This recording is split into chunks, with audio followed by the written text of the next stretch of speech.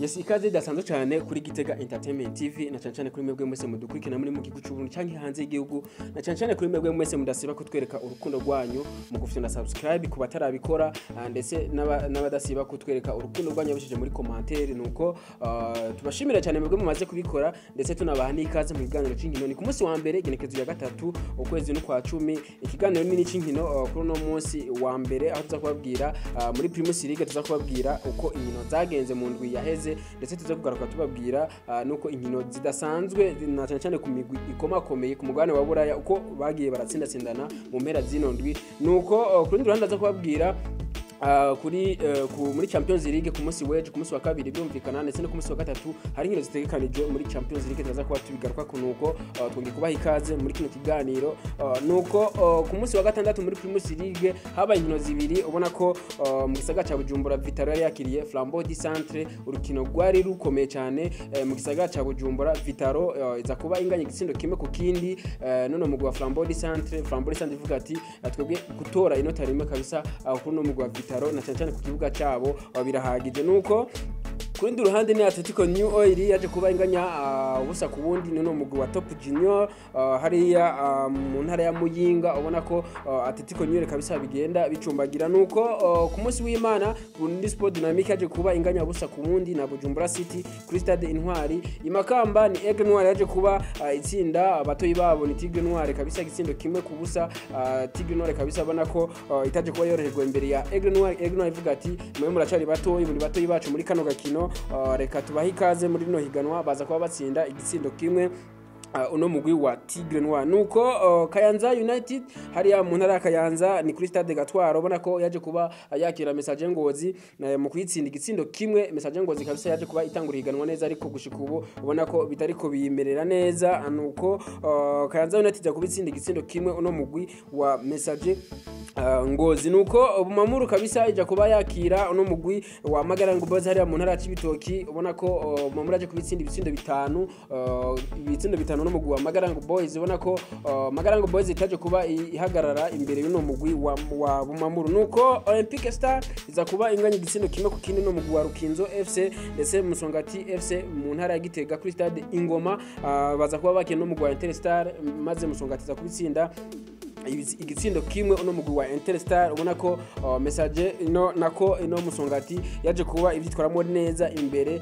y'abafana bayo ndetse n'abakunzi ba Musongati nuko twababwira nk'ivyo Aigle Noir mu kibanza ca mbere n'amanota 19 mu kibanza ca kabiri ni Musongati n'amanota 16 ndetse mu kibanza ca gatatu ni Vitaro amanota 15 ariko irafise kirarane kimwe Bumamuru mu kibanza ca kane ndetse n'amanota 18 ifise ibirarane bibiri twababwira nk'ivyo Tigre Noir ndetse na Magarango Boys mu kibanza ca 14 n'icya 15 amanota 8 ariko Magarango Boys irasikirana kimwe Atletico New Oil ubona ko bitameze neza kabisa n'ubu ubona ko iri mu kibanza ca nyuma amanota 2 yonyene kandi nta rukino rumwe gukirarane ifise ubona ko imaze kuba inganya inkino zibiri ubona ko uno mugu kabisa utari kuragaragara muri rino higanwa nta kintu twavuga ko urakora muri no higanwa rya Primus League nuko ku mugabane wa Buraya twababwira ku munsi wa gatanu Bayern Munchen yaje kuba yakina n'umugwa Bayern Leverkusen ibitsindo ni bine Sadio Mane agaruka mu higanwa sindi gitsindo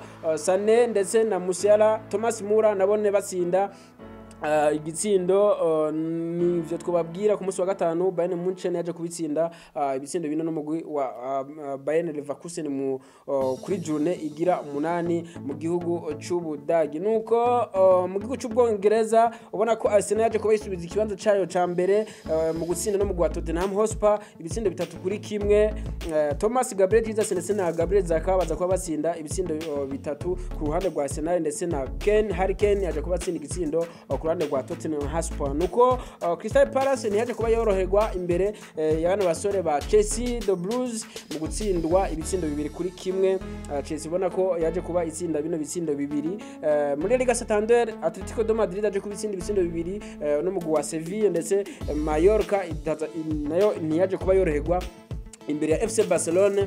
Goal machine canke Robert Lewandowski mu gihugu ca Espagne aza kuba atsinda igitsindo ku munota wa 20 maze aha amanota 3 no mugwi wa FC Barcelona. Nuko ku rundi ruhande ni Messi ndetse na Kylian Mbappe baje kuba baha amanota 3 mu gutsinda no mugwi wa Nice. Ubona ko Paris Saint-Germain maje kuba kabisa ivyitwaramo neza mu kwitsindira uno mugwi no gutsinda no mugwi wa Nice hariya ku kibuga ca Paris Saint-Germain. Nuko twababwira nk'ivyo ku munsi w'Imana urukino rwa rudasanzwe kabisa mu gisagara ca Manchester mu gihugu cy'Ubwongereza. Ubona ko kuri stade Etihad Stadium, stade ya Manchester City yamaje kuba bakira n'umugwi wa Manchester natukura ni Manchester United kabisa. Ubona ko ibitsindo bitandatu byose byaje kuba biboneka ku ruhande rwa Manchester City ndetse n'ibitsindo bitatu ku ruhande rwa Manchester United. Ubona ko Erling Haaland cyangwa goal machine mu gihugu cy'Ubwongereza yaje kuba atsinda ibitsindo bitatu ndetse na Phil Foden aza kuba atsinda ibitsindo nawe ne bitatu.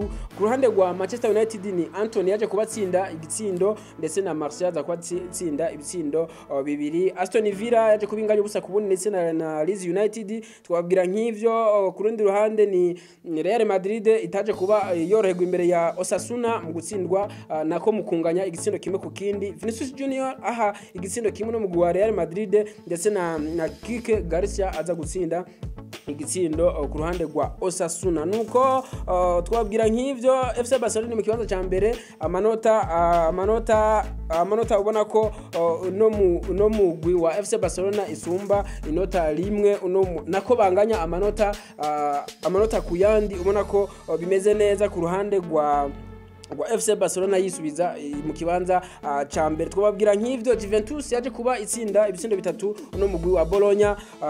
Ubona ko ibitsindo bitatu kubusa kabisa. Afishi hari kuri no munsi ni Leicester za kuba yakiriye no mugwi wa Nottingham Forest. Bano nabo nta bishasha kuko Leicester mu kibanza ca nyuma ni nota rimwe ndetse Nottingham Forest mu kibanza ca 19 n'amanota 8. Nuko twababwira nk'ivyo no munsi nako ku munsi wejo ku munsi wa kabiri birumvikana ni Les Soleils de Metz equipe canke Ligue des Champions. Ubona ko ku munsi wa kabiri nako ku munsi wejo nyene birumvikana ko bazoba bagarutse mu kibuga Bayern Munich bakiriye Victoria Prison igecisa 12:45. Olympique de Marseille yakire Sporting igecisa 12:45. Igecisa zitatu z'ijoro Ajax bakire Napoli. Liverpool yakire Rangers. Inter de Milan yakire Barcelona.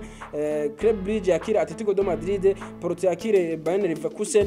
Frankfurt yakire Tottenham Hotspur. Aho ni ku munsi wa kabiri birumvikana. Ku munsi wa gatatu Salzburg yakire Dinamo Zagreb. Leipzig yakire Celtic. Aho ni igecisa 12:45.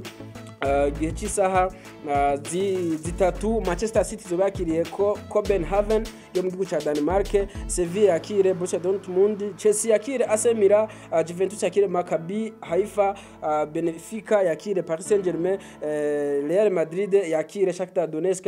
Aho ni ku munsi wa gatatu birumvikana gihe cy'isaha 12:45 ndetse n'igihe cy'isaha zitatu. Ubona ko Remez equipe ku mugane wa Buraya bazoba basubiye mu kibuga. Nuko twabwira nk'ivyo. Nuko tubashimire cyane mwebwe mwese mwabanye natwe mugakurikirana kino kiganiro. Tubashimire cyane mwebwe mwese mudasira kutwereka urukundo mu kutwereka ko mubana natwe mu biganiro byacu ndetse no mikuga vya Gitega Entertainment TV. Tunabasaba cyane mwebwe mutarakora subscribe mutarayifyonda tubasabe kabisa mu bikore murazi ko tubakunda cyane. Duhurire cyane mu biganiro byacu byo hanyuma. Amahoro y'Imana abane namwe ndetse mugire umugisha muri nondwi. Ciao ciao.